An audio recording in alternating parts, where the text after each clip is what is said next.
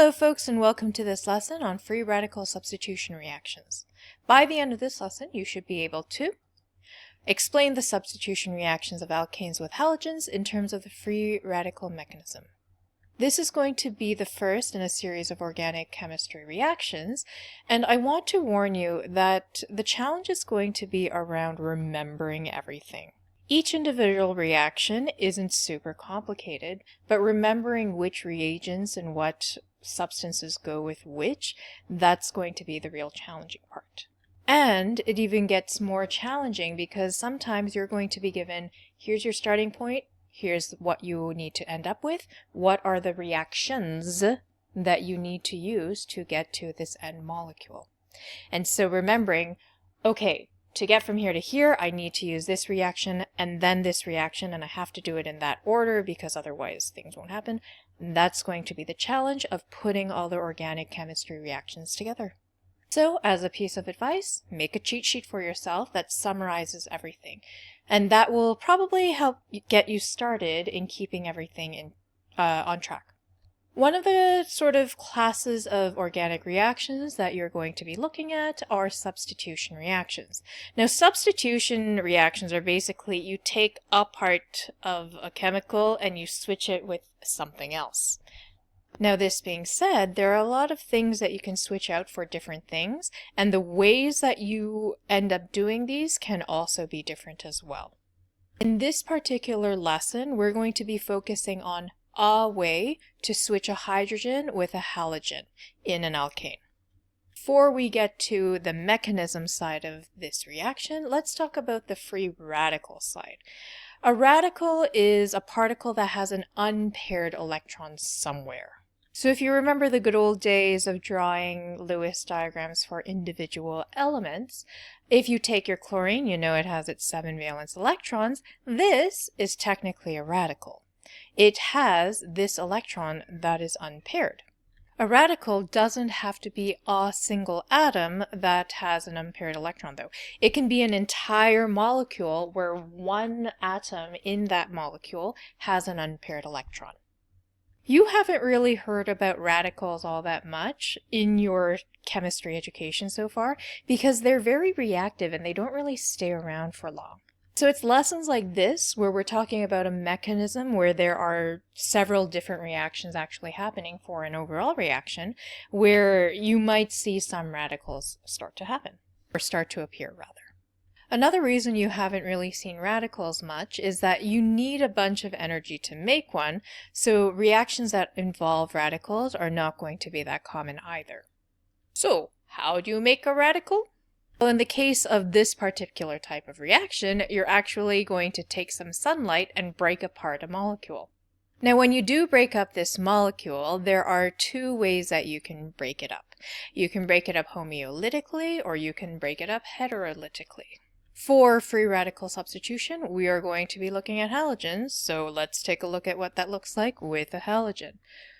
Chlorine is diatomic, and if we are going to break it apart using light, then we're basically going to be breaking this bond. So, how can you break this bond? What do you do with the electrons in this bond?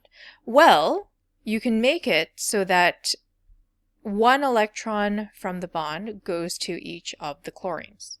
The other way to do it is make it so that both electrons go to one of the chlorines. The first case is how you get radicals.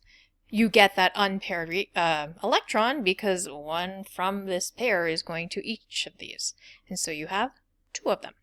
As opposed to this side where you get one that has both of the electrons and then the other one doesn't have any from that pair. In this case, you actually end up getting ions. What's happening on the left is homeolytic fission, whereas what's happening on the right is heterolytic fission. Homeolytic fission means that the split happens, the breaking, the lysis, happens equally, whereas heterolytic, the lysis is not the same. So you're not breaking it in the same way. And of course, because we need radicals for the substitution, the homeolytic fission is the one that is used in free radical substitution. And the last thing that you need to know is that for this reaction to happen, for free radical substitution to happen, you must have light, because that light is what is being used to break apart those halogens. If you have no light, you're not going to have the reaction happen. Now, for the free radical substitution mechanism, there are largely 3 steps. You have initiation, then you have propagation, and you have termination.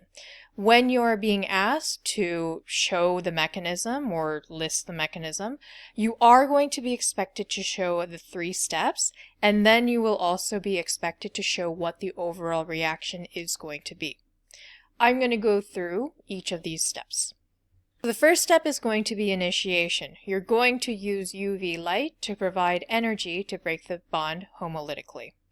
So you are going to show the step of taking a halogen, and you're going to use UV light, and you're going to break the bond. So there. You must remember to make sure that you are using light in this reaction. If this is left out, then this isn't going to work out. That's not correct for this mechanism. And then you are going to show that you get 2 of your radical. You always know a radical is a radical because you'll see that 1 dot. Next step is going to be propagation, where you have a free radical react with something and then make more free radicals.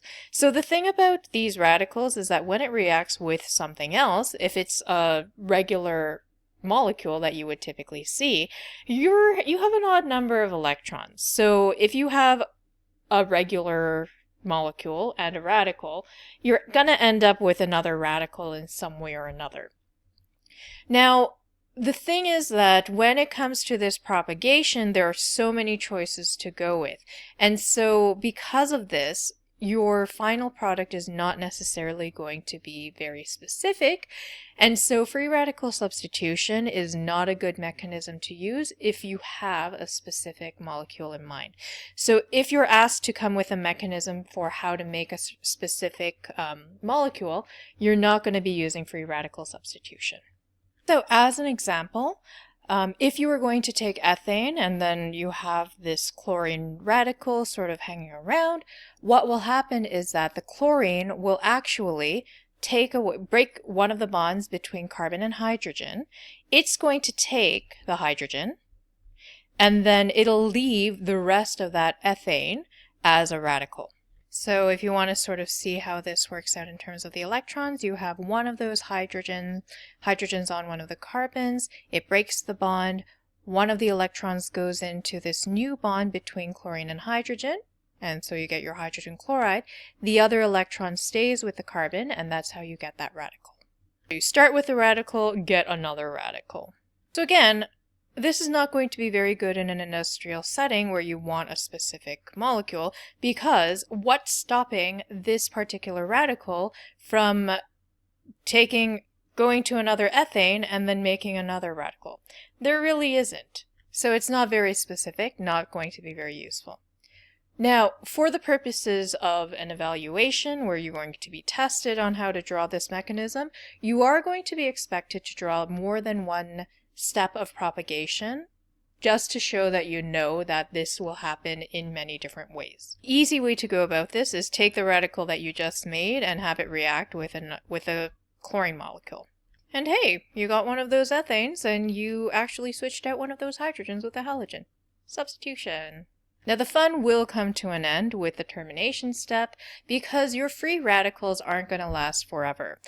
They are either going to collide with the walls of the vessel or just completely escape, or they're going to find another free radical, and you have an odd number and an odd number, it's going to end up even, and you're going to get a product that is not radical. Once again, show a few examples of this sort of thing happening, and that'll be your last step. Now, here is another case of this is not very useful for an industrial setting when you want something very specific, because what is there to stop this from meeting another one, where you end up getting an alkane that isn't the same alkane as you started and it isn't even substituted. So again, this is another reason for why free radical substitution is not going to be very useful in the long run. So to put it all together, you might get this kind of a question where it wants you to write out the reaction mechanism and determine the monohalogenated products of a reaction between ethane and chlorine, which is basically what we looked at. Monohalogenated means that they want a product where one of the hydrogens has been replaced. So it's going to look something like this. And here you go. So a few things to note. Particularly if you are in the IB program, the IB does like you to show the whole homolytic fission aspect of it. So draw the little arrows to show where the electrons are going. Make sure that you have more than one step for each of the propagation and termination steps. Don't forget that you do need an overall reaction. And there you go. The last thing that I wanted to mention is because of the way everything needs to happen, all of this is going to be in gaseous state. If it's not in gaseous state, all of the stuff where you need the sunlight to be able to reach everything and all of those things aren't going to happen very well. So that's the end of this lesson. I'll see you next time.